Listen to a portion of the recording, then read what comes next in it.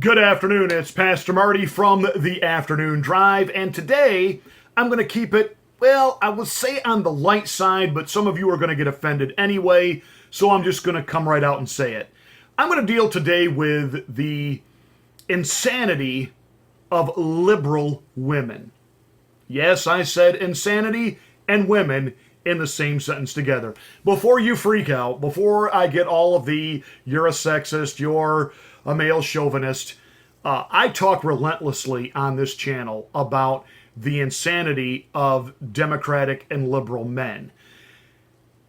But today we are specifically calling out the insanity of liberal thinking women. And it begins with the poster child of insane liberal women, Alexandria Ocasio-Cortez. The question is on the motion to adjourn. Those in favor say aye. Those opposed, no. The ayes have it. The motion is adopted. Accordingly, the House stands adjourned until noon on Tuesday for morning hour debate. What a frightening thought that is, that one day she could actually become the Speaker of the House. Apparently filling in for Nancy Botox Pelosi on one of those procedural matters, probably not any real serious business, thank God, that day going on in the hallowed halls of the House of Representatives. So hey, let's let AOC run the joint. This is a young woman who just the other day made a video about the garbage disposal in her apartment.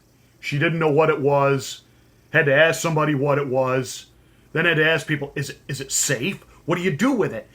What could this possibly do to the environment? I mean, this young woman is actually a duly elected congressperson. But let's keep in mind, she comes from a relatively small district within New York City.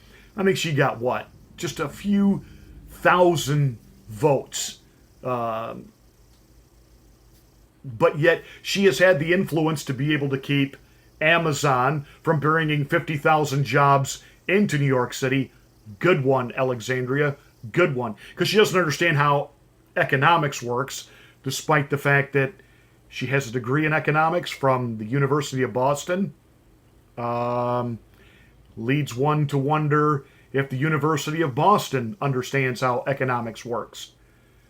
She even has liberal Democrats upset with her over the fact that Amazon will not locate itself in New York City, bringing its 50,000 jobs with them. She also, remember now, is talking about that farting cows are going to kill us and that we're all going to be dead in 10 years if we don't deal with climate change. No! And she's proposing the most radical green agenda ever. This is the person that they are saying is the future of the Democratic Party. Can you imagine giving her a gavel? That's tantamount to Kamala Nadahati Harris the other day with Jake the Tap Tapper telling him that by executive order, if she is elected president within the first 100 days, if Congress does not bring her stringent new gun laws, she will simply take it upon herself to pull the licenses of any gun dealer in America that's not following the law. First of all, that already is a law. That's so I'm not quite sure what she's saying other than by executive action. She also said she would make gun dealers perform extensive background checks. Well, that's not even actually the law of the land. So could she circumvent the law? Now, if that was Donald Trump proposing that, I mean, the Ninth Circuit would already have sprung into action even if he hadn't done anything yet. So this is just yet another example of letting somebody who's not quite up to the task and really doesn't have any rooting or grounding in how law actually works, despite the fact she was a prosecutor in California. Well, California, what am I saying? Then we move on to The View and their take on the law. Little upset that the state of Georgia has just enacted a law, it's called the Heartbeat Law, that once the heartbeat of an infant is detected, that infant cannot be aborted. That infant cannot be terminated. That infant cannot be killed. Oh, I'm sorry, you find that language offensive? It's about a woman's body. What about the body of the baby? What about that life? And whether or not you don't believe that life begins at conception, which it most certainly does, once there's a heartbeat, are you really still going to try to make the argument that's just a lump of tissue and it means nothing? There is a human heartbeat. That is a human being. But speaking of crazy, insane, liberal females, Alyssa Milano sprung into action and said, what we need is a nationwide sex strike. And so The View decided to take on the topic. Alyssa Milano's taken it to the bedroom, tweeting our reproductive rights are being erased until women have legal control over our bodies. We cannot risk pregnancy. Join me by not having sex until we get bodily autonomy back. There's a man Calling in here that for looks not a thrilled. sex strike.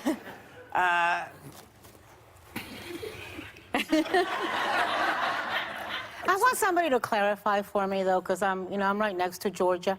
Does that apply just to Georgia, sex in Georgia, or are we all supposed to be joining it? I need a clarification, a point of clarification here. Really? A sex strike? You're not going to have sex until what? There's some act of legislation which says not only do you have the right to abortion on demand, but you are in total control of your body, and you can have sex wherever, how often, with whomever you want. You want that to be like a law now?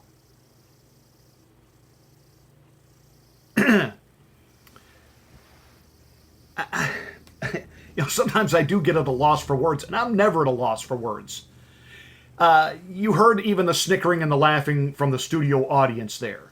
The only one that really thought that, well, Alyssa Milano was onto something was one of the co-hosts of The View, Joyless Behart. The people are saying that it punishes the woman because we love to have sex just as much. No, we don't. I don't believe that. I think women like sex, but men like it a lot more. And I think that it is a good way to go. It's not a bad idea. I mean, what else can we do? Well, Joy, I think I speak for all men in America. Maybe a sex boycott where you're concerned, not a bad idea. I don't know any men that are right now in a panic mode after seeing that and hearing that, oh no, Joy Behar won't have sex with me. I think the American male will survive. But hey, thanks for being willing to take one for the team there, Joy. Really appreciate that. But again, listen to the idiotic thinking here. The phallic false premises of this argument.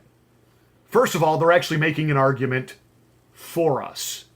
Well, if we can't, if you are going to abort children when there's a heartbeat, we just won't have sex anymore. Well, that is a way to guarantee not getting pregnant. It's the greatest form of contraception ever invented. Abstinence. And it works every time it's tried. But I don't remember the outrage when Governor Cuomo, to thunderous applause in the legislative branch of the state of New York, became the first state in the nation to legalize infanticide. Termination of a pregnancy right up to birth, which was then followed up by the governor of Virginia saying, we can even discuss post-birth abortion. Why, if the baby is born with some kind of a deformity, we can make the baby comfortable while the mother and doctor have a discussion of whether or not to allow the baby to live. Yet Whoopi Goldberg and the rest of those liberal women, as well as all liberal women and all the liberal females that are running for the presidente, all say this is a women's rights issue. It's about her body. Well, once the baby is actually born, how is terminating it then helping the woman's reproductive rights and body?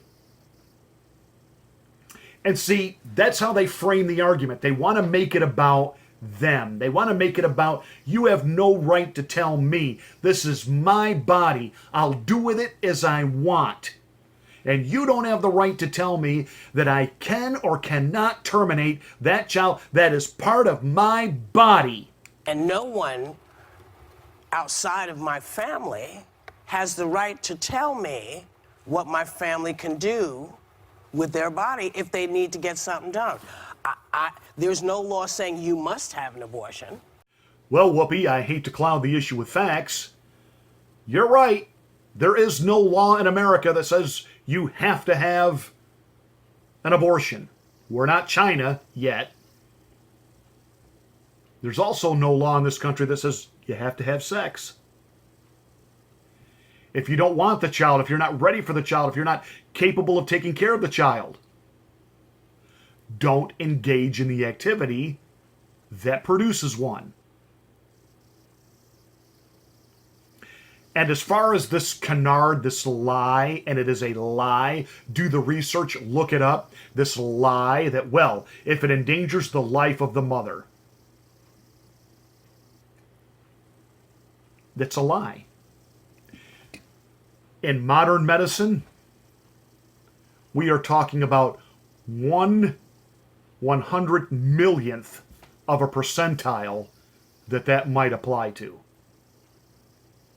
But yet the Democrats and anyone willing to bend, twist, or contort the law, if the girl is simply just, I'm in a bad mood, I can't have a baby, I can't be a mother, that's affecting her mental health. Terminate the kid. So that whole lie, that whole canard, it is just a bogus argument. But this whole, it's about me, it's about my body, that is a person inside of you. Well, really in the beginning, it's just a lump of tissue. That's like saying a child who's 12 is not yet a teenager. But I'm not ready to deal with raising a teenager and everything that comes with those teenage years, so I will just terminate the life of that 12-year-old on the eve of their 13th birthday, because I'm just not ready to deal with the issues that come with a teenager. Would that be considered murder? Yes. It is the same thing. And especially once a heartbeat is detected in the womb, that's a child. You can argue all you want to that that's truly not life until it's what? It was just what? In a state of hyper animation sleep. It wasn't anything real, but then, it was just kind of there, and then 9 months later, your body just, ejects it, and poof, now all of a sudden it's alive and a human being. But see, this is liberal idiocy. And they play on women with this issue over, it's your right, it's your body, it's your reproductive rights. Yeah, that's what it's about. No, it's about Planned Parenthood making billions of dollars annually. It's about money. And it was initially about, well, eugenics. Controlling not simply the population, but what races do we really want here? That was why Margaret Sanger birthed Planned Parenthood. It was to get rid of, in particular, the black race. Do the homework, look it up. And I'm sorry, ladies, you never ever give any credence that maybe there's a whole lot of pro-life women out there. And not necessarily the ones that you think are, rejects from Little House on the Prairie, living out on some compound somewhere with their religious nut husband. But there are millions of women in this country who have their own careers. They would be considered by many to be feminist, but they're pro-life. Why? They understand it's not about your body. That decision is made before you engage in the practice that led to the pregnancy. So if you want to make it about your body, tell the guy no, it ain't happening, because you're not ready to be a mother. That's when you've got charge over your body. Once there's a baby there, it's not about you, it's about that child. But see, that becomes the warped thinking, and thus you have what I like to refer to as, yes, I'm sorry, get mad at me if you want, liberal female idiot thinking. That's it. That's today's rant. Thank you for watching. Hit the like button and make sure you subscribe to the channel. Tell others about it. Can't wait to see what the liberals have to say about this one.